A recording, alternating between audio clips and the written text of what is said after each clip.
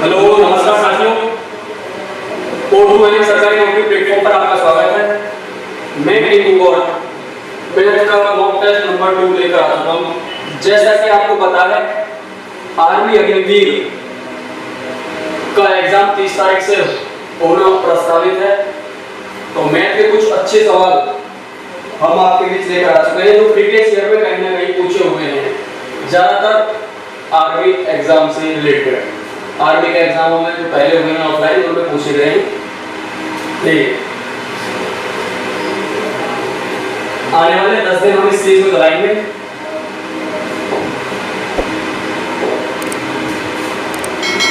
दस दिन हम इस चीज को चलाएंगे। 10 दिन तक आप हमारे साथ रहो। मैथ में बहुत अच्छा स्कोर बूस्टअप हो जाएगा। देखो पहले क्वेश्चन पे चलते हैं। पहला क्वेश्चन क्या कह रहा है?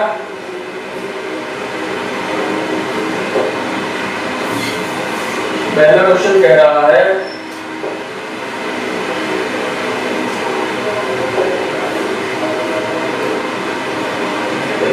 साफ से बताओ, वीडियो क्लियर है? पहला क्वेश्चन कह रहा है एक आयत की लंबाई व चौड़ाई क्रमश 8 सेंटीमीटर व 4 सेंटीमीटर है, तो आयत का क्षेत्रफल क्या होगा?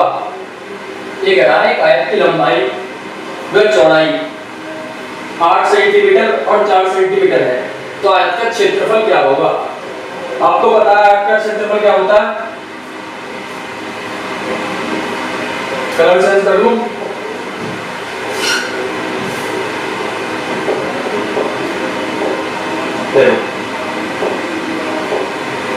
आयत का जो क्षेत्रफल होता है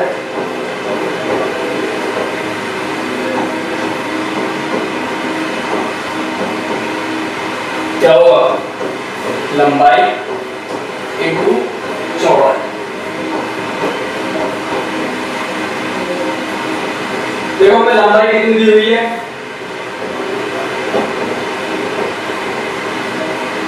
ये निकालना हमें। लंबाई हमें दी हुई है 8 सेंटीमीटर। लंबाई हमें दी हुई है 8 सेंटीमीटर मल्टीप्लाई चौड़ाई कितनी दी हुई है? 4 सेंटीमीटर। दोनों की गुणा करोगे तो कितना आ जाएगा? 32 सेंटीमीटर स्क्वायर, जो कि आपके ऑप्शन नंबर 1 में है। ये प्रीवियस ईयर आर्मी के पेपर से उठाया हुआ क्वेश्चन है, जिसमें पूछा है एक आयत की लंबाई व चौड़ाई हमें दी हुई है 8 सेंटीमीटर और 4 सेंटीमीटर। आयत का क्षेत्रफल हमसे पूछ रहा है, तो हमें पता है आयत का क्षेत्रफल का फॉर्मूला होता है लंबाई गुणा चौड़ाई। लंबाई हमें 8 दी हुई है, चौड़ाई हमें 4 दी हुई है, दोनों की मल्टीप्लाई कर देंगे 32 सेंटीमीटर स्क्वायर आपका आंसर आ जाएगा। नेक्स्ट की तरफ देखो, नेक्स्ट पे क्या कह रहा है?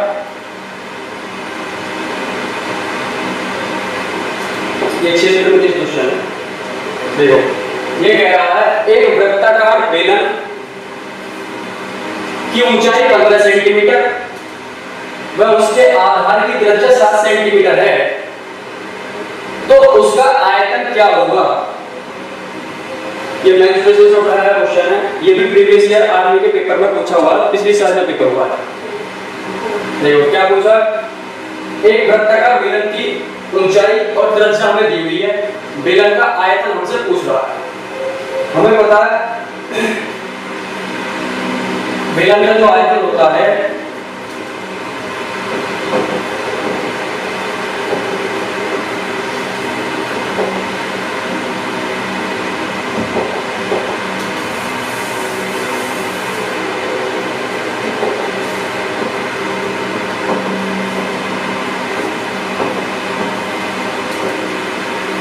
बेलन का आयतन होता है पाई आर स्क्वायर एच। ये तीनों मल्टीप्लाई में होते हैं, पाई आर स्क्वायर एच।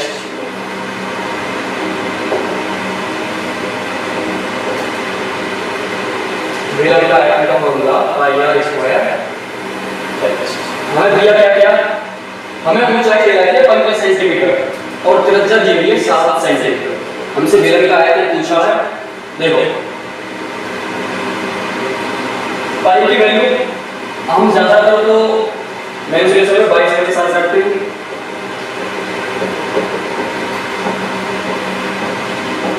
जहां पर नहीं दी हुई है तो हम 22 के साथ रखें और ज्यादातर क्वेश्चन में पीछे लगा के देता है 3.14 पाई की वैल्यू।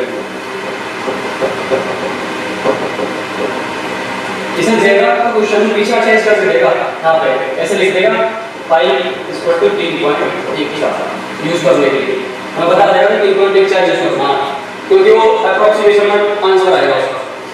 देखो तो हम यहां से थीटा निकालें, बेलन का आयतन निकालते हैं।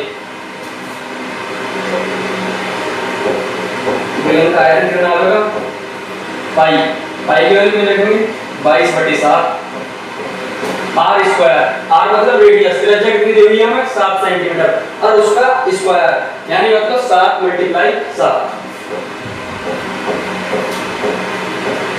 और ऊंचाई कितनी दी हुई है हमें h हाइट 15 सेंटीमीटर, हाइट हमें दी हुई है 15 सेंटीमीटर।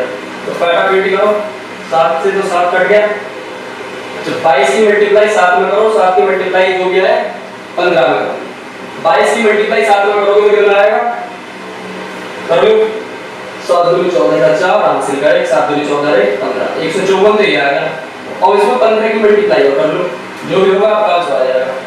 करो 15 चौका 60 की 0 हासिल के 6 15 पंजे 75 75 और 6 81 का 1 हासिल को 8 15 एकम 15 15 8 23 सेंटीमीटर क्यूब। ठीक है जी, ठीक है भाई 2310 सेंटीमीटर क्यूब। हमसे पूछा गया है मेंसुरेशन से उठाया है क्वेश्चन है बेलन की हमें ऊंचाई और त्रिज्या दी हुई है, हमसे बेलन का आयतन पूछ रहा है जो कि बेलन का आयतन का फॉर्मूला है पाई आर स्क्वायर एच, पाई की वैल्यू 22 के साथ रख के और रेडियस और हाइट की वैल्यू रख के हमने आयतन निकाल दिया कितना है 2310। नेक्स्ट देखो ये क्या कह रहा व्यवसाय जो लोगों के बीच में शुरू हुआ ए और बी। ए ने कितने रुपए लगाए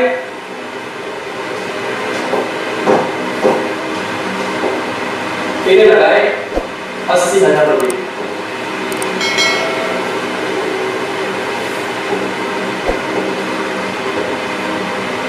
और बी ने कितने लगाए 60,000 रुपए। ठीक है जीरो कंपना है और टाइम ये तो हो गया पैसा जो पैसा लगाया कितने टाइम के लिए लगाए टाइम टाइम कितने के लिए लगाए साल के अंत में यानी टोटल 12 महीने के लिए लगाए तो 12 महीने के लिए इसमें लगाएंगे तो जहां दोनों चीज कॉमन है तो लिखने की जरूरत नहीं है तो दोनों बाद में आपस में कटेंगे कोई जरूरत नहीं। अगर महीने दिए लोग होते कैसे 6 महीने के लिए लगाया थे 4 महीने के लिए तो आएगा फिर दोनों का कलेक्शन है काटो यहां 3 जीरो से 3 जब टाइम दोनों का बराबर हो तो जिस रेशो में पैसा लगाया है उसी रेशो में लाभ प्राप्त हो।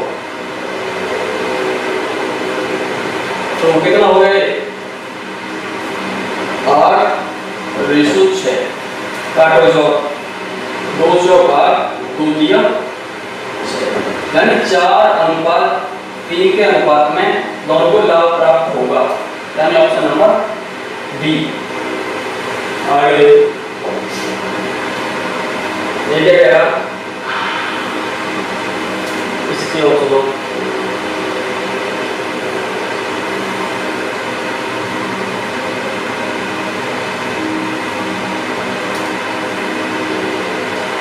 देखो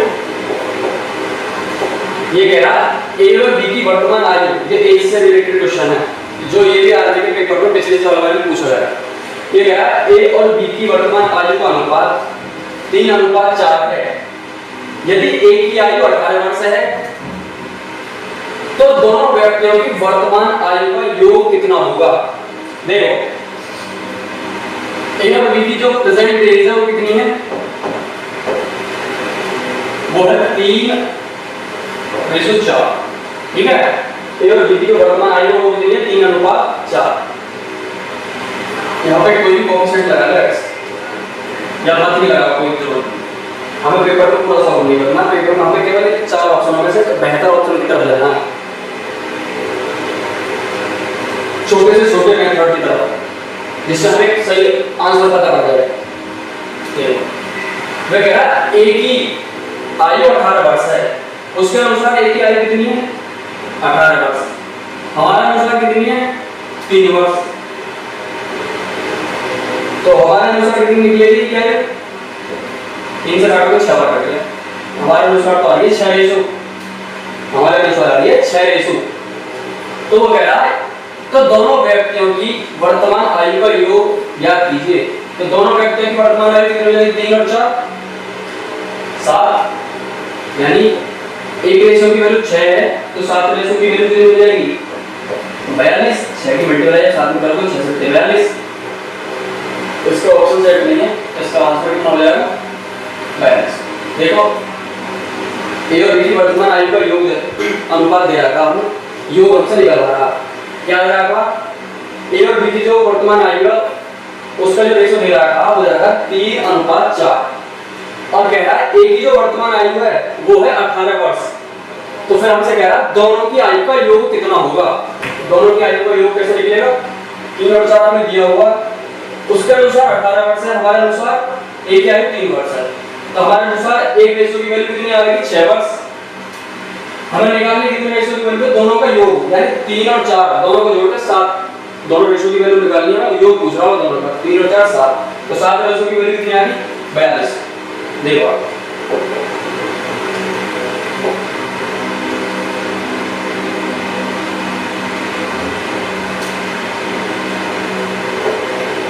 ये टाइम एंड वर्क का क्वेश्चन है। ये भी पिछले वाला जो एग्जाम हुआ है उसी से उठाया गया है बिल्कुल, क्योंकि टाइम एंड वर्क से दो क्वेश्चन पूछे गए थे पिछली बार हर शिफ्ट में। देखो ये क्या कह रहा है?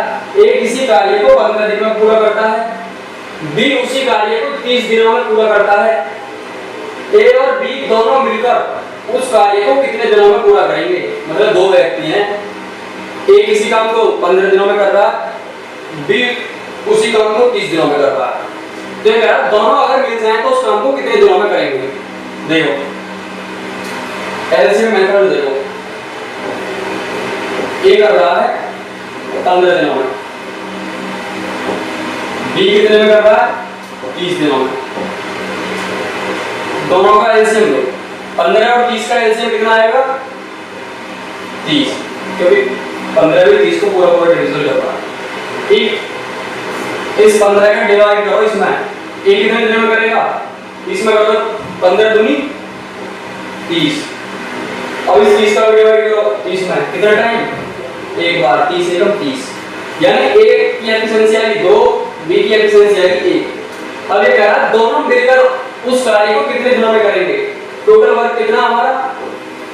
टोटल वर्क कितना होगा? 30, और दोनों की एफिशिएंसी लेकर कितनी हो गई? 2 और 1 3। 3 से काटो कितना टाइम जाएगा?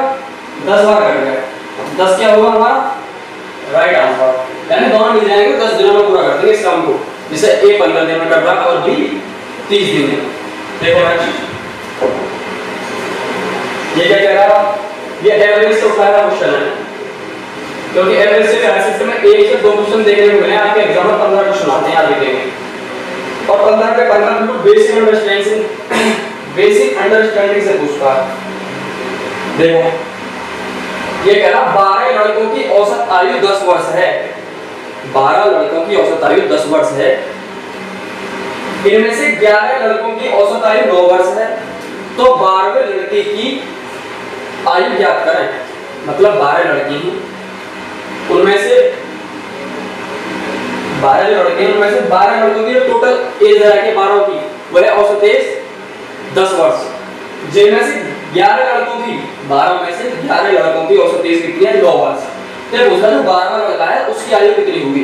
देखो पहले टोटल एज निकालो 12 लड़कों की, तो 12 लड़कों की एज निकालो कितने टाइम 10 वर्ष एवरेज एज। एवरेज कैसे निकालते हैं, जो नंबर दिया हुआ है मल्टीप्लाई जो एवरेज एज दी हुई है,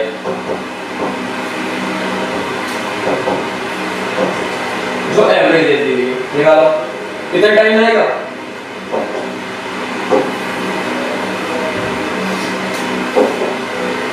कितना होगा 12 या 10 में गुणा करोगे कितना हो जाएगा 120 वर्ष। टोटल एज कितनी हो गया 120 वर्ष, जिनमें से 11 लड़कों की अवस्था आयु कितनी है 9 वर्ष। तो 11 लड़कों की अवस्था आयु निकालो 11 मल्टीप्लाई 9, तो ये कितना हो जाएगा 11 के 9 में मल्टीप्लाई करोगे तो मिलेगा 99। कितना हो जाएगा 99। देखो 12 लड़कों की औसत एज होगी हमारे पास, टोटल 12 लड़के उनकी औसत एज होगी और हमारे पास 11 की हो गई, तो हमें 12वें की निकालनी, यानी 12 के वैल्यू 11 की एज घटा दो 12 लड़का आ जाएगा। देखो दोनों की एज को मल्टीप्लाई कर दो कितनी है 120, जो हमारी टोटल एज निकल के आई दोनों की, जितने बच्चों की उसे माइनस कर दो। आप इसे माइनस करोगे तो कितना आएगा 21 वर्ष 21 ईयर। Option number A. देखो आगे क्या करेगा,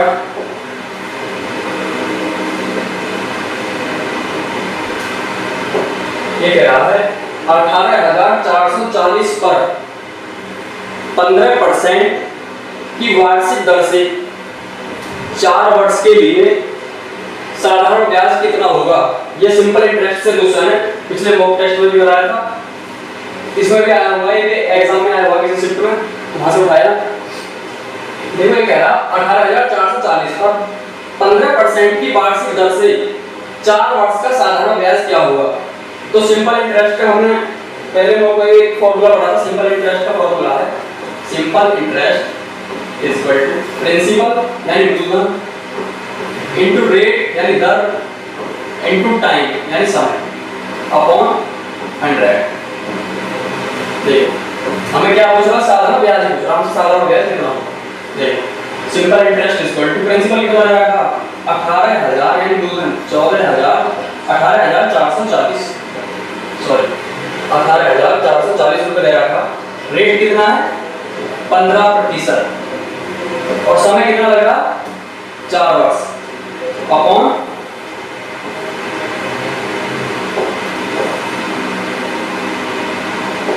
अपॉन 100।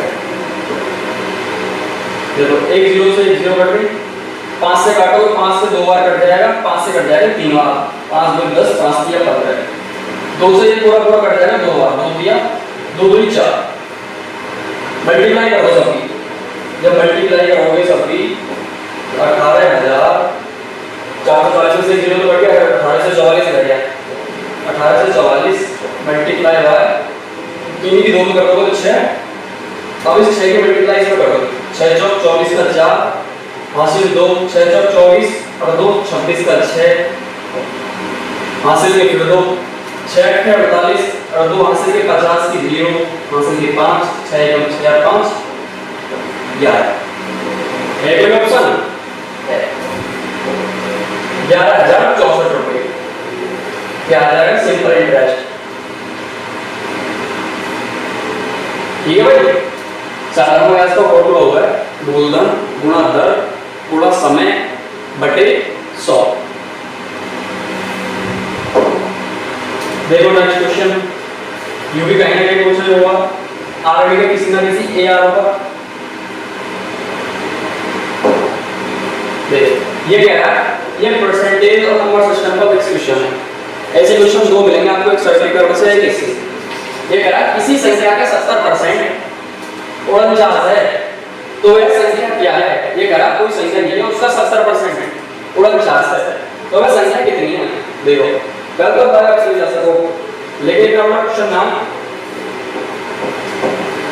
माना हमने मान ली संख्या x हमारे तरफ से, हमने जो संख्या हमसे पूछा हमने मान ली वो x है, वो कह रहा है किसी संख्या का 70% जो हमने x माना है इसी का 70%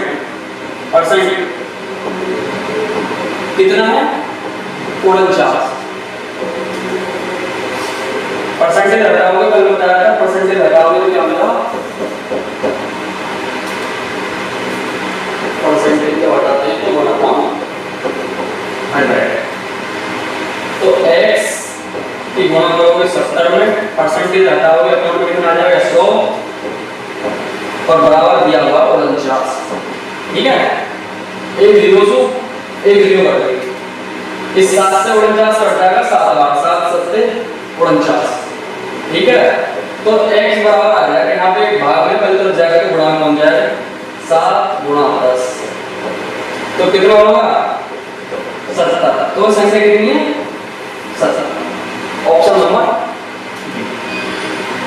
आगे देखें, ठीक है, प्रॉफिट लॉस सॉल्यूशन आ गया।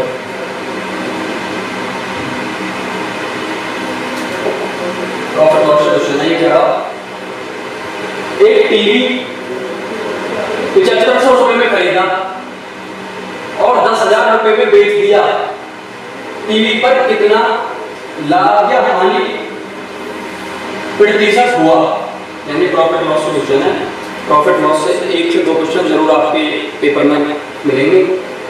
ये कह रहा है टीवी जो है 7500 रुपए में खरीदा और 10,000 रुपए में बेच दिया, पहली बात तो हानि तो होगी नहीं, क्यों, कोई सामान 7500 रुपए में खरीदा है और 10,000 रुपए में बेच दिया, तो सीधी बात है लाभ ही होगा, हानि तो हुई नहीं फालतू में बेचने को। तो हमने सीपी यानी क्रय मूल्य कितना दिया हुआ है, कितने में खरीदा उसको कहते हैं सीपी, क्रय मूल्य।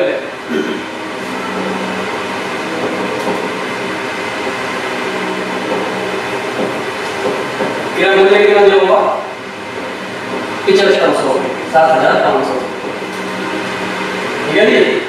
और विक्रय मूल्य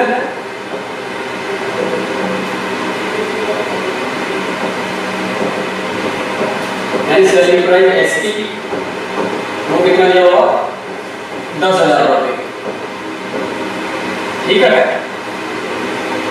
7500 रुपए की चीज 10,000 रुपए में बेची है तो फायदा ही होगा, मैं क्या लिख रहा हूँ कितने रुपए का फायदा हुआ आप देख सकते हैं यहाँ पर 7500 की चीज खरीदी 10,000 में बेची, सीधा सीधा 2500 रुपए का प्रॉफिट हुआ।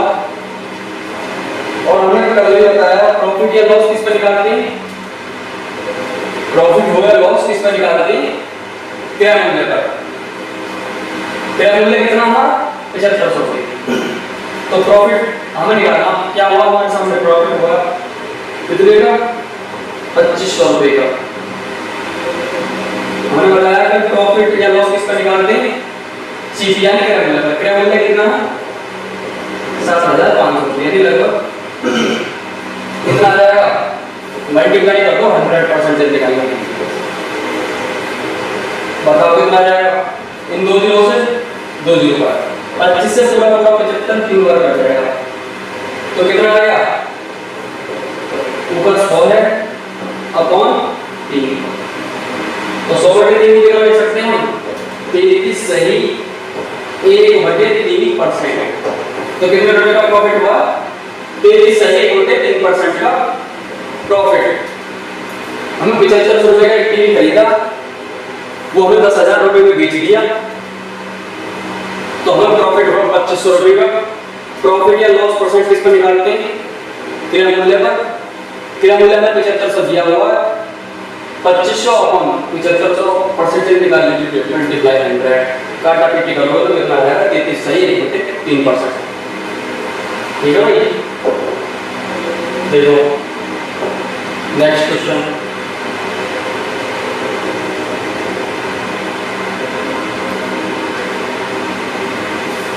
क्या कह रहा है क्वेश्चन, ये भी परसेंटेज क्वेश्चन है। ये कह रहा ए का वेतन बी से 50% अधिक है, तो बी का वेतन ए से कितना प्रतिशत कम होगा। ये कह रहा ए का वेतन बी से 50% अधिक है, तो बी का वेतन ए से कितना कम होगा। देखो दो लोग हैं ए और बी, बी के डिवाइड नंबर है ए और बी। देखिए ये कह रहा बी से 50% अधिक है, यानी बी कितना, बी को हम मान लें 100 है, बी कितना 100% अपने आप में। कोई भी चीज अपने आप में कितनी होती है 100%। तो हमने बी मान लिया, बी अपने आप में स्टार्टिंग पॉइंट है वो 100% है अपने आप में। क्वेश्चन क्या है, एक और बी से 50% अधिक है, यानी बी 100 है, बी से भी 50% अधिक है ए, यानी 150% है उसका, यानी बी अगर 100 है तो ए 150 है। क्वेश्चन क्या कह रहा है, क्वेश्चन कह रहा है बी का वेतन ए से कितना प्रतिशत कम है, किससे, ए से कम पूछ रहा, बी का वेतन कितने प्रतिशत कम है, तो ए से कितने प्रतिशत कम है 50, 50% तो कम है ए से, 50 कम है कितने से, ए से, भाई बी का वेतन ए से कितना प्रतिशत कम है, किससे, ए से, ए कितना 150 मल्टीप्लाई 100,